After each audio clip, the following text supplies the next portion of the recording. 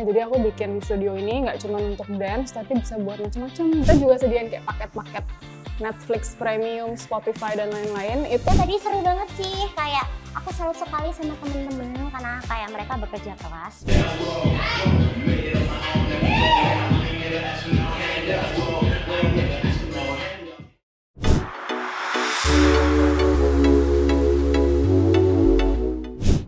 Hai Pips, apa kabar?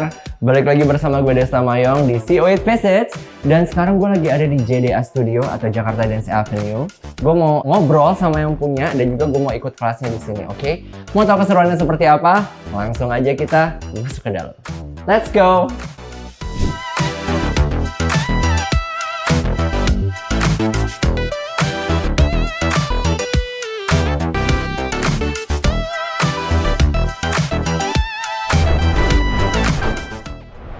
Hai Pips, sekarang kita udah bersama dengan Dea dari JDA Studio. Hai Dea.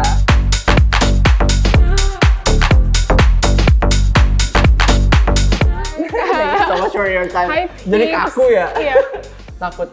Oke, anyway yang belum tahu Dea ini adalah selain studio owner, Dea ini juga merupakan seorang dancer dan juga ibu rumah tangga / model. Keren banget. Dea, kita mau tanya-tanya seputar JDA Studio boleh? Boleh dong. Ceritain dong deh, gimana sih kok bisa membangun JDA itu di sini? Ceritanya kayak gimana? Jadi awalnya JDA itu kan dari tahun 2016 nih. 2016 itu tuh kita emang bikinnya open class aja sama kelas-kelas reguler. Waktu itu tuh masih di Cilandak, Jakarta Selatan. Abis itu pandemi melanda kan, terdampak, terus kita pindah ke sini. Nah, kita dapat tempat yang super duper estetik. Jadi aku ngerasa, nah ini kayaknya bisa jadi value baru buat JDA untuk bikin studio yang bisa multifunction juga. Makanya jadi aku bikin studio ini nggak cuma untuk dance, tapi bisa buat macam-macam, bisa buat gathering, private gathering, bisa buat karaokean, seru-seruan. Kadang ada yang co-working juga di sini kerja. Terus ada juga yang bikin karya, bikin video shoot. Karena di sini ada di luarnya itu di tangga luar tuh juga lumayan estetik glass blocknya, kayak statement banget. Terus di sini juga kita bikinnya bikin general mungkin, jadi semua hal bisa masuk, bisa didekor-dekor sendiri juga. Terus kita juga sediain lampu-lampu. Terus di atas tuh ada rooftop juga, jadi kita bisa gathering, bikin barbekyuan seru-seruan. Terus bisa bikin video shoot juga di atas, sunsetan sore-sore cuma nyeduh kopi atau nyeduh teh doang. Jadi kayak kita jual momen juga sih di sini gitu. That's nice. Jadi selain dance, kita juga pakai si JDA Studio ini buat banyak banget kegiatan. Tapi kita nggak, tetap dance-nya aku tetap tetap aku kedepankan sih. Maksudnya kita nggak ngelupain aspek dance juga di sini. Dan niat antusiasnya juga besar juga ya gitu. Dan juga kalau misalnya dari segi kelas mungkin kamu bisa kasih tau ke Pips di rumah gitu, program apa yang lagi kalian punya? Iya, jadi kalau JDA sendiri itu ada beberapa program yang sebenarnya seru. Jadi dalam setahun itu tuh kita pertama ada open class yang reguler. Itu ada dari choreography class, ada K-pop class, ada kids class, ada ladies class gitu. Terus kalau misalnya selain open class, kita juga buka intensif. Nah, yang serunya lagi intensifnya itu tuh bukan cuman jual genre aja, jadi kayak kita nggak cuma belajar satu genre kita intensifin, tapi aku ngerasa nih ya banyak dancer yang permasalahannya adalah aku pengen belajar lebih gitu. Terus ya udah kita perdalam deh, kita kasih intensif yang isinya ada foundationnya, terus ada juga mental well-beingnya. Jadi kita belajar memotivasi si dancer itu juga supaya dia bisa lebih yakin juga sama apa yang dia lakuin. Setelah itu baru kita kasih showcase, kita bikin video project atau kita bikin showcase di nanti nari di panggung gitu.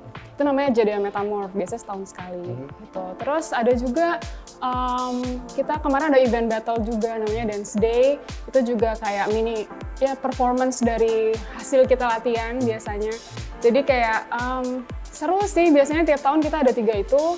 Terus biasanya juga performnya di mall, dan kita juga sering bikin video project dengan keestetikannya JDA sendiri, dengan lagu-lagu dan hal-hal yang udah kita kurasi, dengan fashion dan stylenya juga yang seru-seru gitu. Yang aku ngerasa connect dengan teacher-teacher di sini dan dengan penari-penari dan teman-teman di sini, jadi kita bisa bikin karya yang jadi abang gitu. Oke, that's nice actually. Dan kalau misalnya kita mau tahu nih untuk program-program JDA, misalnya kayak ada kelas setiap bulan, pasti ada kelas tuh, kelas dari koreografer siapa gitu, dan juga also kayak availability studionya gitu, kita bisa cari di mana? Biasanya kita update-nya itu di Instagram. Bisa kalau untuk sewa studionya itu di jda.studio. Tapi kalau untuk dance-nya sendiri itu di Jakarta Dance AVE, Jakarta Dance AVE gitu. Tapi kalau misalnya mau lengkap lagi, kita ada website-nya juga, itu di jda.cart.co. jda.cart.co. Yes.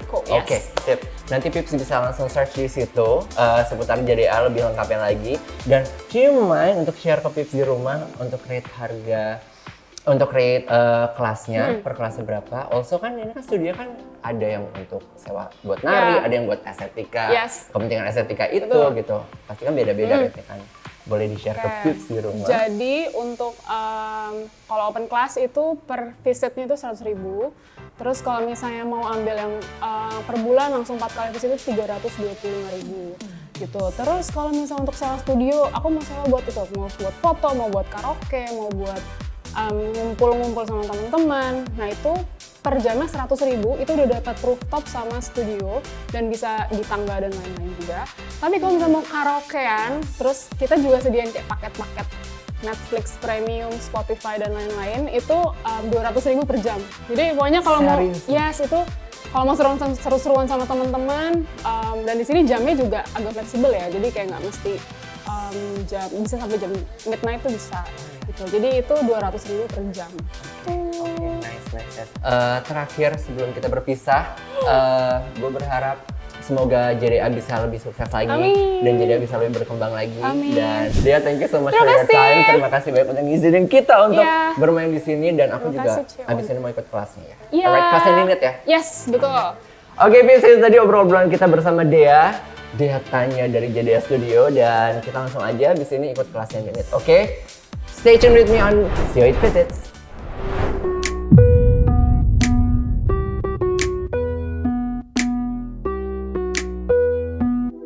Fokus kelas hari ini aku ada di weight shift, coordination, sama balance.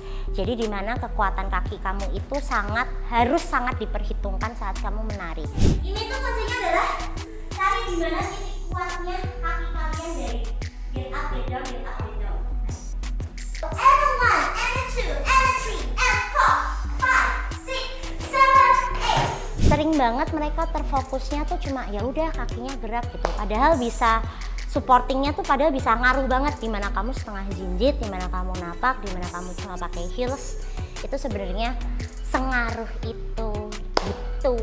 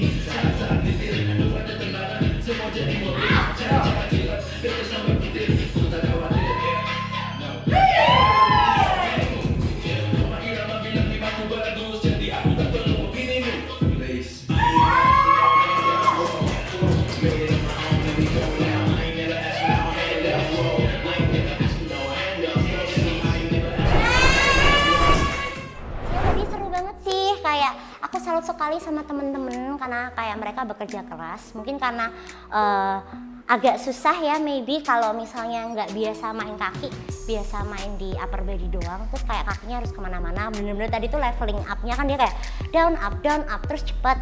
Nah tapi gimana caranya dan di mana harusnya kamu meletakkan tubuhmu supaya balance.